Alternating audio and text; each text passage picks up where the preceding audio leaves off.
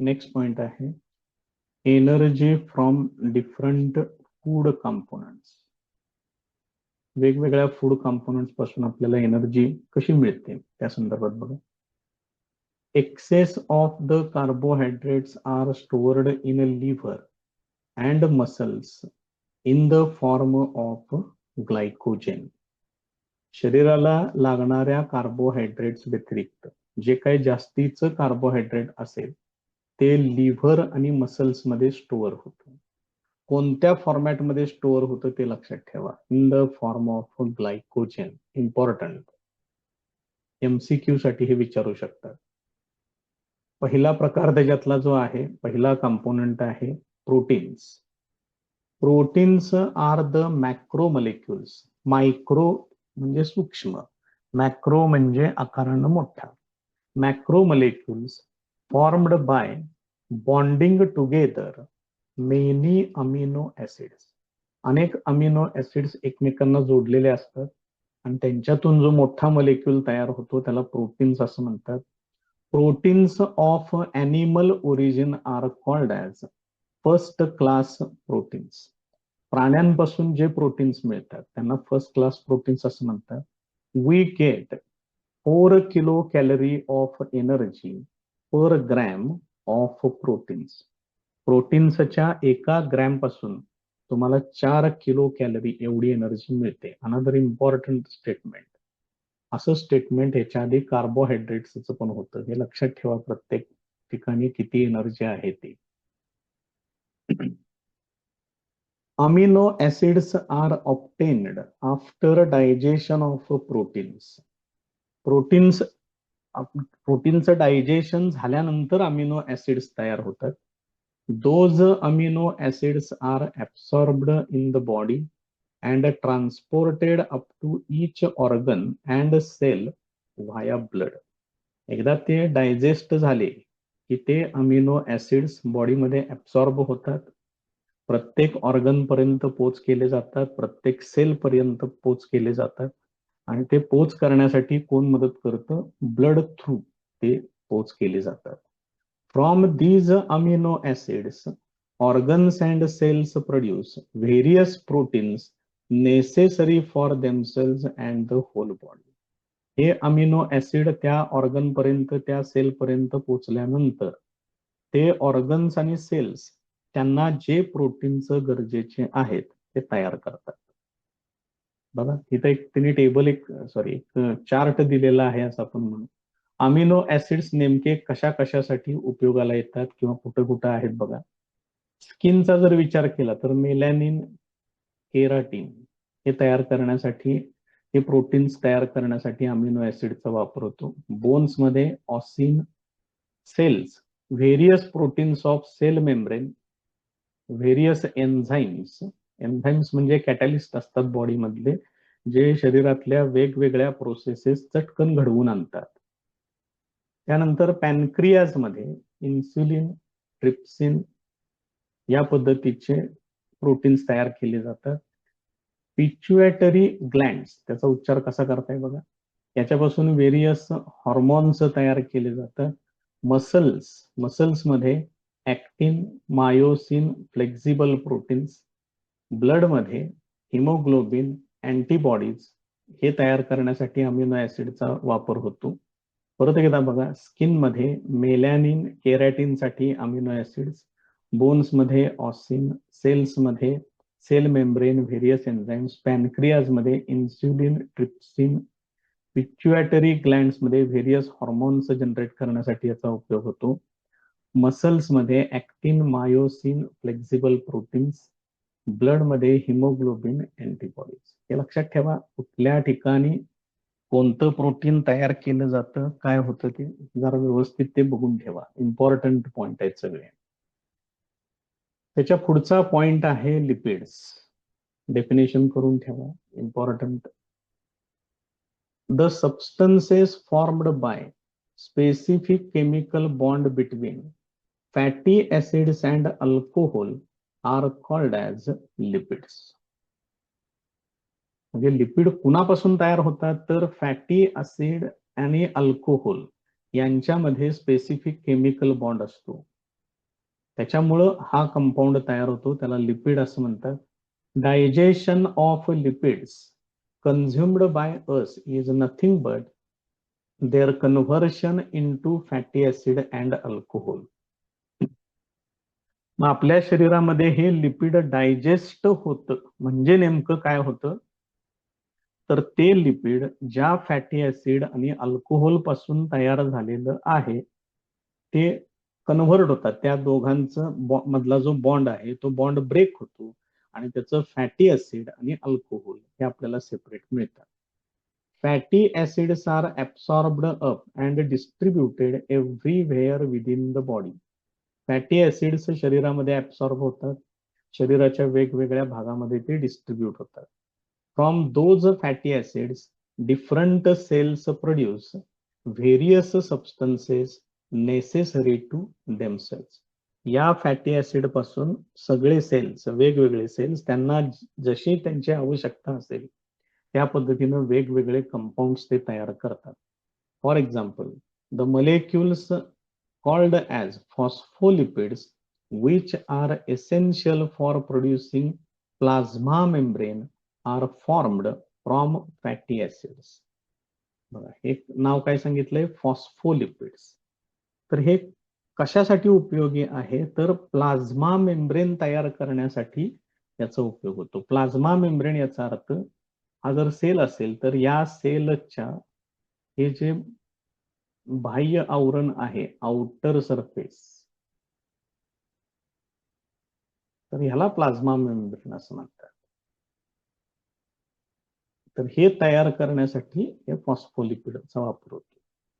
Besides fatty acids are used for producing hormones like, हे पण नावं लक्षात ठेवा, पुढच्या प्रकरणात परत ही सगळी येतील नावं. इथून पुढे ज्यांचं बायोलॉजीचं टार्गेट आहे त्यांना हे सगळे शब्द परत पुढे येतील. Progesterone, oestrogen, testosterone, aldosterone etcetera. नावं बघा, थोडी नावं अवघड आहेत. बायोलॉजीमध्ये सांगितले मी तुम्हाला मागच्या लेक्चरमध्ये, शब्द जरा जे आहेत त्यांच्याकडे लक्ष ठेवावं लागेल. आता ह्यांना वेगळी काही नावं नाही, त्यांना हीच नावं आहेत, त्यामुळे ही नावं पाठच करावी लागतील तुम्हाला. त्यामुळे फॅटी ऍसिड्स हे या प्रकारचे हॉर्मोन्स तयार करण्यासाठी वापरले जातात. And the covering around the axons of nerve cell. Nerve सेलचे जे ऍक्सॉन्स आहेत त्यांचं कव्हरिंग म्हणजे त्यांचं बाह्य आवरण तयार करण्यासाठी सुद्धा हे वापरले जातात. We get 9 kilocalorie of energy per gram of lipid. लिपिडच्या एका ग्रॅम मधून तुम्हाला 9 किलो कॅलरी एनर्जी मिळते. Excess of lipids are stored in adipose connective tissue in the body. हे लक्षात ठेवा, एक्स्ट्राचं जर लिपिड जर तयार झालं जे शरीराला लागतं त्याच्यापेक्षा जास्त, तर ते कुठं स्टोअर करून ठेवलं जातं, ऍडिपोज कनेक्टिव्ह टिश्यू. नाव तेवढं लक्षात ठेवा. आता लगेच काही तुम्हाला ह्या संदर्भातली सगळी माहिती मिळणार नाहीये. 11वी 12वी याच्यामध्ये अजून गोष्टी बऱ्याचशा होतील, फक्त आता सध्या हे नाव तेवढं लक्षात ठेवा.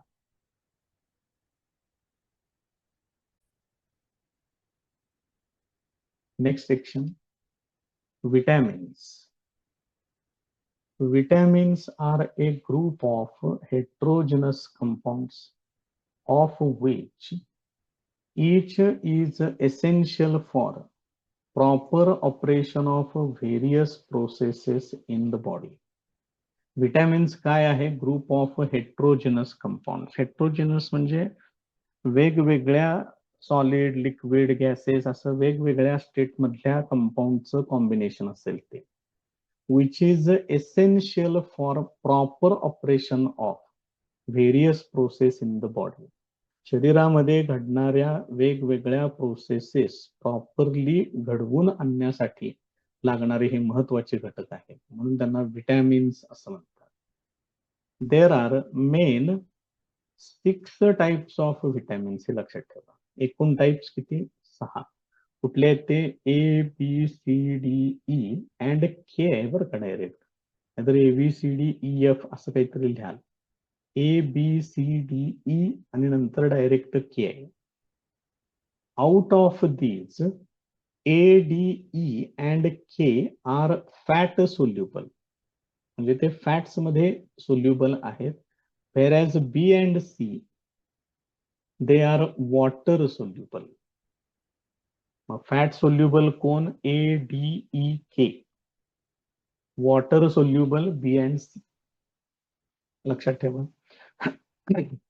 FADH2 and NADH2 are produced in the processes like glycolysis and Krebs cycle. हे आपण बघितले आधी, ह्याच्यात काही विशेष नाही आहे जास्त.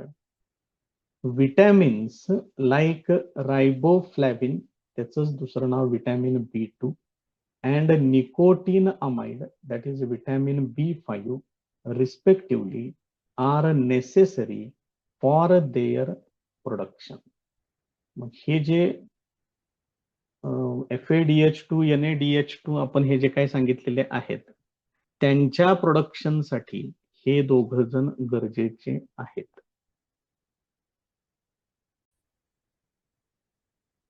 त्यामुळे याच्याशी संबंधित हे जे वाक्य आहे, vitamins sorry FADH2 NADH2 are produced in this cycle, हे फक्त ह्याला जोडायला पाहिजे, म्हणजे मग ते करेक्ट व्यवस्थित होते. त्यामुळे FADH2 NADH2 हे तर तुम्ही ऑलरेडी बघितलेले आहेत ह्याच्या आधीच्या सेक्शन मध्ये. तर हे तयार करण्यासाठी तुम्हाला विटॅमिन B2 म्हणजे रायबोफ्लॅविन, विटॅमिन B5 म्हणजे निकोटीन अमाइड यांची गरज लागते. There is about 65 to 70% water in our body. आपल्या शरीरामध्ये 65 ते 70% पाणी आहे.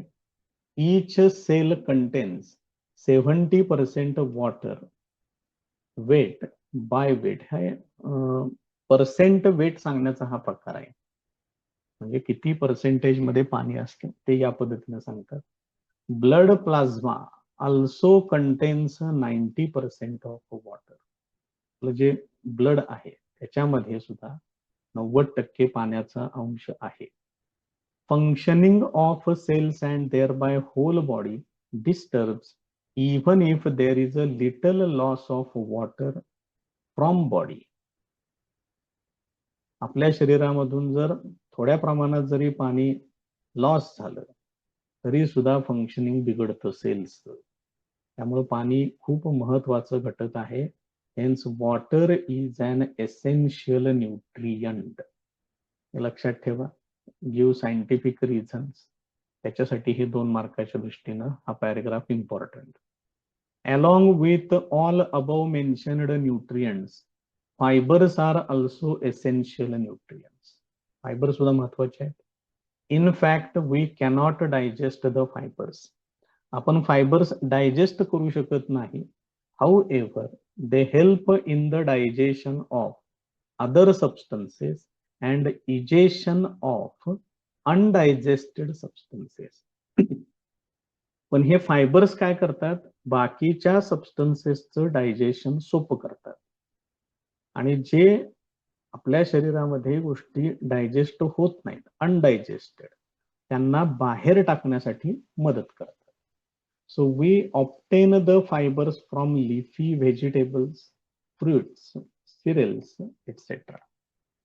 आपल्याला हे फायबर या फळं आहेत, पालेभाज्या आहेत, सिरियल्स आहेत, यांच्यापासून आपल्याला ते मिळतात. Excess of amino acids obtained from proteins are not stored in the body. Protein पासून शरीराला लागणारं जेवढं अमिनो ऍसिड आहे तेवढं मिळाल्यानंतर त्याच्यापेक्षा जास्त जर अमिनो ऍसिड असेल तर मग मात्र ते शरीरात साठवलं जात नाही. दे आर ब्रोकन डाऊन, म्हणजे त्यांचं विघटन होतं. And ammonia formed is eliminated out of the body. त्याच्यामधून अमोनिया जनरेट होतो कारण ते अमिनो ऍसिड्स आहेत. प्रोटीन म्हणजे बेसिक कोण? त्याच्यातले अमिनो ऍसिड्स. त्यामुळे त्याच्यातून अमोनिया बाहेर टाकला जातो. If necessary, excess of proteins are converted into other useful substances like glucose through the process of ग्लुकोनिओजेनेसिस. बघा काय शब्द प्रयोग आहे तो, ग्लुकोनिओजेनेसिस. मी तुम्हाला आधी पण सांगितलंय, जसं स्पेलिंग आहे त्या पद्धतीने उच्चार करा. बाकीचे कोण काय उच्चार करतात ह्याच्याशी काही देणं घेणं नाही आपलं, कारण आपल्याला पेपरमध्ये स्पेलिंग लिहायचं आहे, त्याचा उच्चार त्या शिक्षकांपर्यंत जाणार नाही. त्यामुळे ते स्पेलिंग जे आहे जसं आहे त्या पद्धतीने उच्चार करा, म्हणजे स्पेलिंग लिहायला सोपं जाईल. So if necessary excess of proteins are converted, जर काही शरीराला गरज असेल तर हे जे एक्स्ट्रा प्रोटीन्स आहेत त्यांचं कन्व्हर्शन बाकीच्या युजफुल सबस्टन्सेस मध्ये लाईक ग्लुकोज केलं जाईल, त्याला म्हणतात ग्लुकोनिओजेनेसिस. Plants produce the necessary amino acids from minerals de novo and thereby produce different proteins. बघा काय करतात प्लांट्स जे आहे ते त्यांना हवं असलेलं अमिनो ऍसिड डेनोव्हो या मिनरल पासून तयार करतात आणि त्याच्यातून ते वेगवेगळे प्रोटीन्स तयार करतात. ॲन एन्झाईम रुबिस्को, लक्षात ठेवा, present in the plant chloroplast is most abundant protein found in nature. Nature मध्ये सगळ्यात जास्त प्रमाणात अवेलेबल असलेलं प्रोटीन कोण? रुबिस्को. कुठं असतं बघा ते? Plant chloroplast. क्लोरोप्लास्ट म्हणजे हरित लवक. तर वनस्पतींमध्ये जे क्लोरोप्लास्ट असतं, हरित लवक असतं, त्याच्यामध्ये हे रुबिस्को नावाचं प्रोटीन असतं जे सगळ्यात जास्त प्रमाणात अवेलेबल आहे. त्यामुळे हे जरा नाव व्यवस्थित लक्षात ठेवा. नेक्स्ट पॉइंट आहे cell division, an essential life process. Important point, या प्रकरणातला सगळ्यात महत्वाचा पॉइंट आहे हा. हे आहे असं बऱ्यापैकी, अजून थोडस डिटेलमध्ये तुम्हाला 11वी मध्ये आहे, 12वी मध्ये पण थोडासा त्याचा पार्ट आणखीन, किंवा हे वापरून दुसऱ्या बऱ्याचशा गोष्टी तुम्हाला तिथं बघायच्या आहेत, त्यामुळे हे व्यवस्थित करा. So cell division is one of the very important properties of cells and living organisms. सेलचे डिव्हिजन होतं, सेलचे 2 भाग होतात. ही एक महत्वाची प्रॉपर्टी आहे. त्याच्यातून काय काय घडू शकतं बघा. Due to this property only a new organism is formed from existing one. सध्या जो सजीव अस्तित्वात आहे त्याच्यापासून तसाच नवीन सजीव तयार करण्यासाठी ही प्रॉपर्टी खूप इम्पॉर्टंट आहे. हे multicellular organism grows up, आणि याच्यापासून काय होतं, सेलचं डिव्हिजन होऊन मल्टी सेल्युलर ऑर्गॅनिझम तयार होतो. And emaciated body can be restored. हे पण त्याच एक आहे. इमॅक्युएटेड बॉडी म्हणजे आता त्याला शुद्ध मराठीमध्ये ज्या बॉडीचं काय म्हणूया आपण त्याला, इमॅक्युएटेडचा अर्थ खूप वेगळा आहे. आता इथं कसं घ्यायचं तेवढं बघा.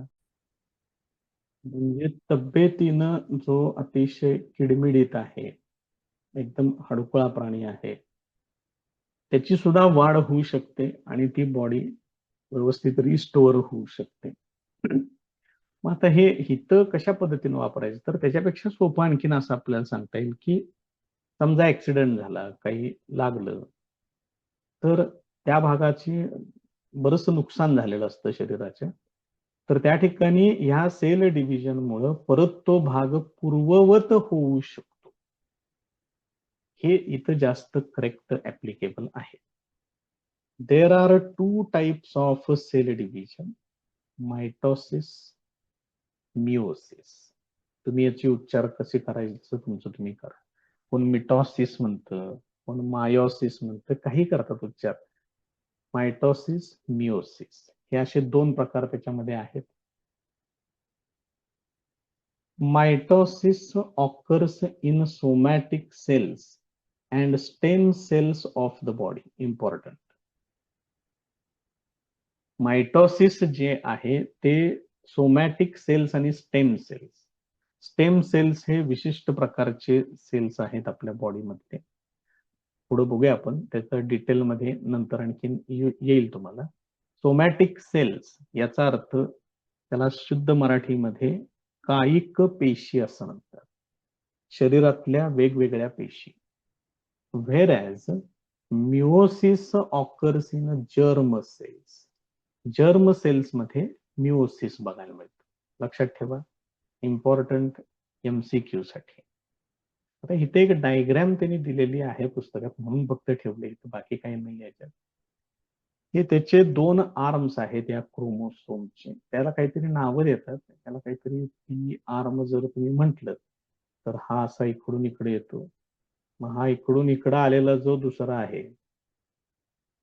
तो काहीतरी क्यू आर्म असं म्हणतात. हे दोन्ही आर्म्स जिथं एकत्र जोडलेले असतात त्याला म्हणतात सेंट्रोमियर. आणि त्याच्यातून हे बाहेर आलेला हा जो थ्रेड दाखवलेला आहे तो आहे DNA. या पद्धतीने त्याची नाव बघून ठेवा. बहुतेक माझ्या मते तुम्हाला 9वी मध्ये वगैरे असणार आहे, तरी चेक करा. Each cell has a nucleus. आता आपल्याला सेलचे डिव्हिजन कन्सिडर करायचं आहे. मग प्रत्येक सेलमध्ये न्यूक्लियस असतो. Besides other cell organelles are present. बाकीचे सेल मधले ऑर्गॅनेल्स सुद्धा तिथे असतात. Before any type of cell division the cell doubles up its chromosome number present in its nucleus. सेलचं डिव्हिजन होण्याआधी सेल काय करतो, क्रोमोसोम नंबरचं दुप्पट करून घेतो, त्यांची संख्या डबल करून घेतो. न्यूक्लियसच्या आत हे क्रोमोसोम असतं. If chromosome number is 2n it is doubled up to 4n. जर क्रोमोसोम नंबर 2n असेल तर त्याची संख्या किती केली जाते, 4n, ते डबल केलं जातं. A pair of each type of chromosome is present in 2n condition, whereas chromosome, single chromosome of each type is present in a n condition and their structure is as shown. बघा परत एकदा, a pair of each type of chromosome is present in 2n condition. क्रोमोसोमचे pair असतील तर ते 2n condition मध्ये present असतात. मग त्यातल्या सिंगल क्रोमोसोमची कंडिशन कशाने सांगायची, n सांगतो. आणि त्याचं जे स्ट्रक्चर आहे ते या पद्धतीने. तर यातला फर्स्ट टाइप बघा, मायटॉसिस. 4 मार्क 3 मार्क कसंही त्याच्यामध्ये तुम्हाला ऍडजस्ट केलं जाऊ शकतं. डायग्राम्स तेवढ्या कशा काढणार आहे ते तेवढं बघा, थोडस कॉम्प्लिकेटेड वाटू शकते बऱ्याच जणांना. Somatic cells and stem cells divide by mitosis. मग सांगितले, इम्पॉर्टंट स्टेटमेंट. शरीरातल्या वेगवेगळ्या पेशी आणि स्टेम सेल्स ह्या अतिशय महत्वाच्या अशा या पेशी आहेत स्टेम सेल्स, की ज्यांच्यापासून परत जसे सगळे ऑर्गन्स आहेत ते ऍज इट इज तयार करता येऊ शकतात. अतिशय महत्वाचे असे हे स्टेम सेल्स असतात. तर ह्या सगळ्यांचं डिव्हिजन मायटॉसिस या पद्धतीनं होतं. Mitosis is completed through 2 main steps. एकूण 2 स्टेप्स आहेत त्याच्यात. कुठल्या स्टेप्स आहेत बघा, karyokinesis, that is a nuclear division, and cytokinesis, that is a cytoplasmic division. म्हणजे याच्यामध्ये न्यूक्लियसचं डिव्हिजन होतं कॅरिओकिनेसिस मध्ये, आणि सायटोप्लाझ्मिक डिव्हिजन मध्ये त्या सेल मध्ये जे लिक्विड आहे सायटोप्लाझ्म त्याचं डिव्हिजन होतं. त्यापैकी कॅरिओकिनेसिस इज कम्प्लिटेड थ्रू 4 स्टेप्स. कॅरिओकिनेसिसच्या एकूण 4 स्टेप्स त्यांनी सांगितलेल्या आहेत. तर या ज्या 4 स्टेप्स सांगितलेल्या आहेत त्याच्यातली फर्स्ट स्टेप प्रोफेज. त्यामध्ये एक काम करा की त्यांनी जेवढं दिलेलं आहे तेवढंच आणि व्यवस्थित पाठांतर करून तयार करून ठेवा. मगाशी म्हटलं मी 3 मार्क 4 मार्क, पण याच्यातले छोटे छोटे पॉइंट्स विचारण्याची शक्यता जास्त आहे. पूर्ण सगळं एकदम 4 मार्काला विचारायची शक्यता थोडीशी कमी वाटते, कारण डायग्राम पण इतकी व्यवस्थित नाहीये. शिवाय या सगळ्या गोष्टी अजून तुम्हाला त्याच्यातल्या बऱ्याचशा गोष्टी माहिती पण नाहीये. त्यामुळे त्यांनी जेवढं दिलंय तेवढंच तयार करा. कारण याच्यामध्ये परत आणि जर फार डिटेलमध्ये जर तुम्ही गेलात तर ह्या प्रोफेजच्या परत 2 स्टेप्स आहेत. अर्ली प्रोफेज एक असते, लेट प्रोफेज एक असते. त्याच्याही मधले बऱ्याचशा गोष्टी डिटेलमध्ये आहेत. ह्या ज्या डायग्राम्स तुम्हाला दिलेल्या आहेत ह्याच्यापेक्षा डिटेल मधल्या डायग्राम्स आहेत अवेलेबल, पण इतकं डिटेलमध्ये तुमच्याकडून एक्सपेक्टेड नाहीये. त्यामुळे त्यांनी जेवढं दिलंय तेवढंच व्यवस्थित तयार करा. डायग्राम कशा ड्रॉ करायचा ह्याचा पण विचार करून ठेवा, कारण ह्या अशा प्रकारच्या डायग्राम्स काढणं इतकं सोपं नाहीये. In prophase condensation of basically thin thread-like chromosomes starts. हे जे क्रोमोसोम्स आहेत त्यांचं कंडेन्सेशन सुरू होतं, म्हणजे त्यांचा आकार छोटा होतो, लेंग्थ कमी होते, पण त्यांचा थिकनेस वाढतो. Due to this they become short and thick and they start to appear along with their pairs of sister chromatids. हे जे क्रोमोसोम्स आहेत त्यांच्या एक्झॅक्ट डुप्लिकेट कॉपीज तयार होतात, आणि ह्या ज्या काही कॉपीज तयार होतात त्यांनाच काय म्हणतात, सिस्टर क्रोमॅटिड्स असं म्हणतात. त्या सुद्धा त्या ठिकाणी दिसायला लागतात. Centrioles duplicate and each centriole moves to opposite poles of the cells. आता हे सेंट्रिओल्स जे सांगितलेलं आहे ते जरा बघा ह्या डायग्राम मध्ये, पहिल्यांदा ते बघून घेऊया आपण. बघा इथं जो पॉइंट दिसतोय हा हा सेंट्रिओल आहे. हे बघा इथं दिसेल आता स्पष्ट. मग हे जे सेंट्रिओल्स आहेत ते डुप्लिकेट होतात. डुप्लिकेट म्हणजे एकाचे 2 होतात. हे बघा इथं 2 दिसत आहेत, इथं पण 2 दिसत आहेत, या ठिकाणी पण 2 आहेत. अँड दे काय म्हटले बघा पुढचं वाक्य, moves to opposite poles of the cells. त्यांनी काय कन्सिडर केले, हा जो कंप्लीट सेल आहे, एका ठिकाणी मी दाखवतो, इथं जरी घेतलं तरी चालेल. पहिल्यांदा तो एकच होता सेंट्रिओल, आता तो काय झालेला आहे, डुप्लिकेट झालाय, म्हणजे त्याचे 2 झालेले आहेत, 2 सेंट्रिओल तयार झाले. एक या बाजूला आहे तर दुसरा बरोबर त्याच्या अपोजिट साईडला आहे. असे त्यांनी अपोजिट पोल्स कन्सिडर केलेत. त्याच्यानंतर काय म्हटले बघा, nuclear membrane and nucleolus start to disappear. तुम्हाला ही या डायग्राम मध्ये इथं तुम्हाला हे बाहेरचं आवरण प्रॉपरली दिसतंय, ते न्यूक्लिअर मेम्ब्रेन आहे. ते या डायग्राम मध्ये इथं काय झालेलं आहे, पूर्णपणे डिसअपियर झालंय. इकडं पण या, इथं पूर्णपणे ते डिसअपियर झालेलं आहे. इथं प्रोफेज म्हटले बघा, ते कशी नावं दिलेली आहेत ते पण बघा.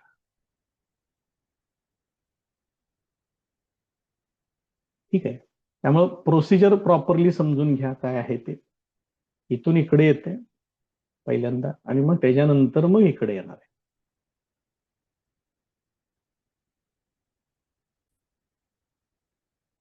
आता आपण जे एक्सप्लेनेशन दिलेलं आहे त्यानुसार नावे ह्यांनी दिलेले आहेत, तिथं प्रिंट केलेले आहेत.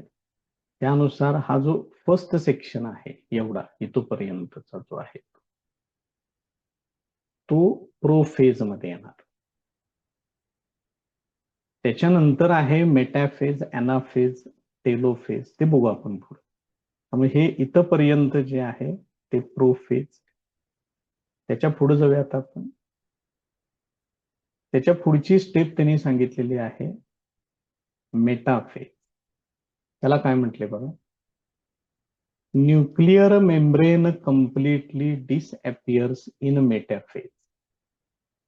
या मेटाफेज मध्ये इथं मेटाफेज आहे, ही diagram. In this metaphase this nuclear membrane, हे जे बाहेरचं आवरण जे होतं हे पूर्णपणे डिसअपियर झालेलं आहे. Chromosomes complete their condensation. Chromosomes पूर्णपणे त्यांचं कंडेन्सेशन कंप्लीट करतात and become clearly visible along with their sister chromatids. इथं जर तुम्ही डायग्राम जर काळजीपूर्वक बघितली तर हे असे वेगवेगळे सिस्टर क्रोमॅटिड्स आणि त्यांचे क्रोमोसोम्स या ठिकाणी सेपरेट सेपरेट दिसायला लागतात. बघा काय म्हटलंय त्यांनी ते समजते का व्यवस्थित. थोडीस डायग्राम मी जरा मोठी करून घेते तर म्हणजे मग तुमच्या ते जरा जास्त लक्षात येईल. हे बघा येत आहेत क्रोमोसोम्स आणि त्यांचे सिस्टर क्रोमॅटिड्स असे सेपरेट सेपरेट होतात.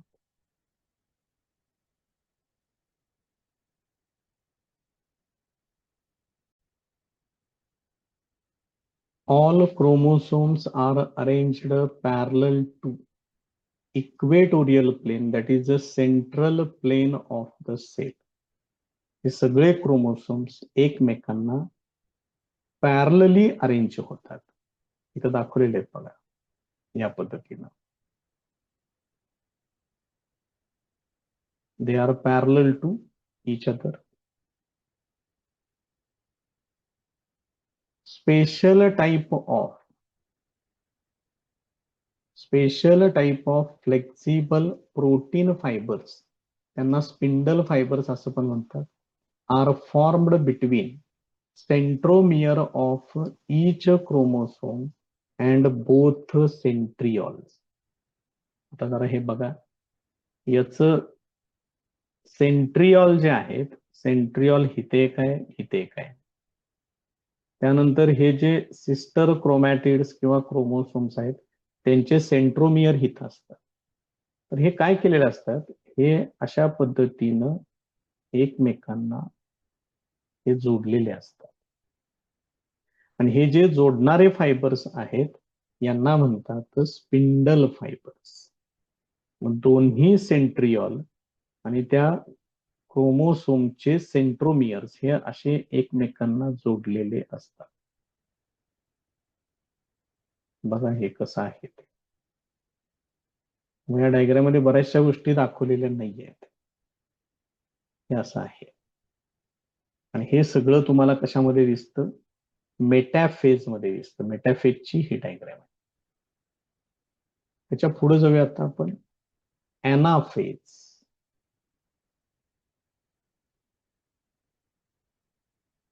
In anaphase, centromeres split and thereby sister chromatids of each chromosome separate and they are pulled apart in opposite directions with the help of spindle fibers. आता हे centromeres जे सांगितलेले होते आपण इथं मगाशी, ते स्प्लिट होतात. त्यामुळे हे जे सिस्टर क्रोमॅटिड्स आहेत ते एकमेकांपासून वेगळे होतात आणि ते अपोजिट डिरेक्शन मध्ये पुल होतात. म्हणजे एकाला इकडं ओढलं जातं, दुसऱ्याला इकडं ओढलं जातं. आणि हे ओढण्याचं काम कोण करतात, हे जे जोडलेले स्पिंडल फायबर्स आहेत ते त्यांना ओढून घेतात. Separated sister chromatids are called as daughter chromosomes. आता हे जे क्रोमॅटिड्स एकमेकांपासून सेपरेट झालेले आहेत त्यांनाच त्यांनी नवीन काय नाव दिले, डॉटर क्रोमोसोम्स. हे असले प्रकार बरेच आहेत बायोलॉजीमध्ये, नावं खूप आहेत, त्यामुळे ते व्यवस्थित बघा. Chromosomes being pulled appear like bunch of bananas. जे क्रोमोसोम्स असे बाजूला ओढले जातात ते कशासारखे दिसतात, बनानाचा बंच. केळी जसे असतात, केळीची फणी तशी दिसतात. In this way, each set of chromosomes reach at two opposite poles of the cell. त्यामुळं हा एक सेक्शन इथला, इकडला एक बंच तो इकडे येतो आणि इकडचा दुसरा बंच तो इकडे येतो. असे दोन भाग त्याच्यामध्ये सेपरेट सेपरेट तुम्हाला दिसायला लागतात. त्याच्या पुढचा पॉइंट आहे, पुढची स्टेप म्हणून चौथी स्टेप त्याच्यातली ती आहे telophase. The chromosomes which have reached at opposite poles of the cell now start to decondense, due to which they again become thread like thin and invisible. आता जे क्रोमोसोम्स अपोजिट पोल्सना आलेले आहेत त्यांचं डिकंडेन्सेशन सुरू होतं, म्हणजे त्यांचा आकार परत आहे तसा व्हायला लागतो. त्याच्यामुळे ते जे थिक होते ते थिन व्हायला लागतात आणि नंतर ते इनव्हिजिबल होतात, म्हणजे त्याच्यात दिसत नाहीत. Nuclear membrane is formed around each set of chromosomes reached at the poles. त्याचे हळूहळू न्यूक्लिअर मेम्ब्रेन पण परत तयार व्हायला लागते, इथं दाखवलेलं या ठिकाणी. परत त्याचं न्यूक्लिअर मेम्ब्रेन बाह्य आवरण जे आहे ते फॉर्म व्हायला लागतं. Thus two daughter nuclei are formed in a state.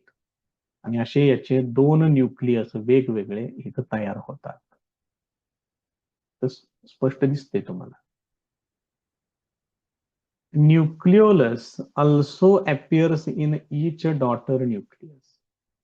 त्याच्या आतलं जे काही लिक्विड न्यूक्लिओलस वगैरे जे आहे ते सुद्धा तुम्हाला त्या ठिकाणी सेपरेटली दिसायला लागतं.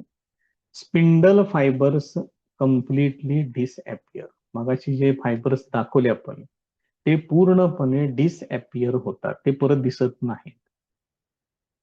In this way karyokinesis completes and cytokinesis begins.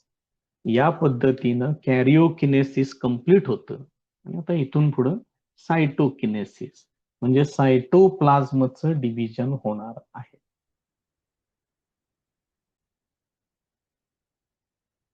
सायटोकिनेसिस त्याच्यामध्ये बघा काय म्हटलं. The cytoplasm divides by cytokinesis and two new cells are formed which are called as daughter cells. सायटोकिनेसिस he process आहे. या प्रोसेसनं काय होतं, सेल मधलं जे लिक्विड आहे ज्याला सायटोप्लाझ्म असं म्हणतात ते डिव्हाइड होतं आणि त्याच्यापासून दोन नवीन सेल्स तयार होतात. In this process a notch is formed at the equatorial plane of the cell. असा हा निमुळता भाग तयार होतो इथं दाखवल्याप्रमाणे. त्याला नॉच असं म्हटलेलं आहे. Which deepens gradually. आणि हळूहळू तो नॉच जो काय आहे किंवा ह्याला जो थिकनेस आहे तो कमी कमी कमी होत जातो आणि नंतर त्याच्यापासून दोन नवीन सेल्स फॉर्म होतात and thereby two new cells are formed. However, in case of plant cells, मात्र plant cells मध्ये instead of notch, a cell plate is formed. दोन सेल्सच्या मध्ये किंवा त्या सेलच्या बरोबर मध्यावरती नंतर दोन सेल्स होणार. एका सेलच्या बरोबर मिड लाईन वरती काय तयार होते, सेल प्लेट फॉर्म होते. A cell plate is formed exactly along mid line of the cell and thus cytokinesis is completed. मग ते सायटोकिनेसिस कम्प्लीट होतं. सायटोकिनेसिस मध्ये काही जास्त विशेष काही नाहीये. Mitosis is essential for growth of the body. शरीराच्या वाढीसाठी मायटोसिस इम्पॉर्टंट आहे. Besides it is necessary for restoration of emaciated body. मगाशी सांगितल्याप्रमाणे किडमिडीत अडकुळा मनुष्य जो आहे त्याचं शरीर परत आहे तसं करण्यासाठी, व्यवस्थित करण्यासाठी, असं इमॅक्युएटेडचा अर्थ तसा आहे. आपण असं पण कन्सिडर करू शकतो, एखादी जखम झाली तर पुढे दिले बघा वुंड हिलिंग म्हणजे जखम बरी होण. काही जणांचं फार रक्तस्राव वगैरे जर झाला त्या भागातल्या ज्या काही पेशी वगैरे ज्या असतात त्या बऱ्याचशा नष्ट पण होतात एखाद्या ऍक्सिडेंटमध्ये वगैरे. मग ते परत सगळं रिस्टोर करण्यासाठी ही प्रोसेस खूप इम्पॉर्टंट आहे. Formation of blood cells. आपल्या शरीरामध्ये जे ब्लड सेल्स आहेत ते सुद्धा याच मेथडनं तयार होतात. नेक्स्ट पॉइंट आहे मिओसिस. हे जर्म सेल्स मध्ये आपल्याला बघायला मिळतं. Meiosis is completed through two stages. हे ज्या दोन स्टेजेस आहेत त्याला त्यांनी मिओसिस 1 आणि मिओसिस 2 अशी नावं दिलेली आहेत. आता बघा इथं डायग्राम्स चांगल्या दिलेल्या आहेत त्यांनी. मगाच्या डायग्राम्स तुम्हाला माहिती आहेत कशा आहेत त्या. तर यांनी काय काय केलेलं आहे बघा याच्यामध्ये. पहिल्यांदा प्रोफेज सांगितलंय. ह्या प्रोफेज मध्ये एकूण 5 डायग्राम्स त्यांनी दिलेले आहेत. 1, 2, 3, 4 हे 5 आहे. त्याच्यानंतर मग ही मेटाफेज, त्याच्यानंतर हे एनाफेज, त्याच्यानंतर हे टेलोफेज आणि हे पहिल्या पार्ट मधलं आहे म्हणून प्रत्येकाच्या पुढे 1 दिलेलं आहे. आता हे बघा कशा पद्धतीत आणि याच्यामध्ये सगळं व्यवस्थित दाखवले बघा त्यांनी. हे बघा इथं सेंट्रिऑल दाखवलाय पहिल्यांदा. तो सेंट्रिऑल हळूहळू अपोजिट पोल्सला जातो. हे बघा इथं आलेला येतो आता चौथ्या स्टेपला. आणि ह्यांना जोडणारे जे फायबर्स आहेत ते फायबर्स पण प्रॉपरली दाखवले बघा इथं. मग हे काय मगाशी दाखवलेले नव्हते. आणि नंतर परत त्याचा हळूहळू काय होतं हे दोन सेपरेट होतात. म्हणजे ह्या भागामध्ये सिस्टर क्रोमॅटिड्स जे आहेत ते इकडं आणि इकडं दोन्हीकडे सेपरेट होतात. ते त्यांच्या त्यांच्या सेलमध्ये परत ओढले जातात बाजूला.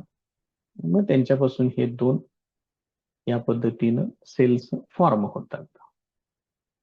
बघूया आता त्यांनी ह्याच्यामध्ये काय म्हटले. ह्याच्यामध्ये इतकं डिटेलमध्ये त्यांनी दिलेलं नाही कारण फार बऱ्याचशा गोष्टी होतील त्या ज्या 10वीच्या मानानं खूप जास्त होत आहेत. In meiosis 1 recombination or crossing over occur between homologous chromosomes. Recombination होतं किंवा क्रॉसिंग ओव्हर होतं. होमोलोगस क्रोमोसोम्स आहेत ते. Then those homologous chromosomes not sister chromatids are divided into 2 groups and thus 2 haploid cells are formed. याच्यामध्ये त्यांनी sister chromatids म्हणण्याऐवजी homologous chromosomes असं म्हटलेलं आहे. हा साधारणपणे तसंच आहे. याच्यामध्ये आता एक नवीन शब्द आलाय बघा हॅप्लॉइड सेल्स. मगाशी आपण 2n आणि n असं क्रोमोसोम्सचे नंबर सांगत होतो. म्हणजे 2n आहे त्याला म्हणतात डायप्लॉइड आणि हे जे सिंगल फॉर्मॅट मध्ये आहे त्याला म्हणतात हॅप्लॉइड. नावं लक्षात ठेवा. डायग्राम्स बघा कशा कशा काय काय त्यांनी दिलेल्या आहेत. ह्या डायग्राम्स ठीक आहेत म्हणजे काहीतरी थोडंफार प्रयत्न करून थोडंफार तरी काहीतरी दाखवता येईल त्याच्यात.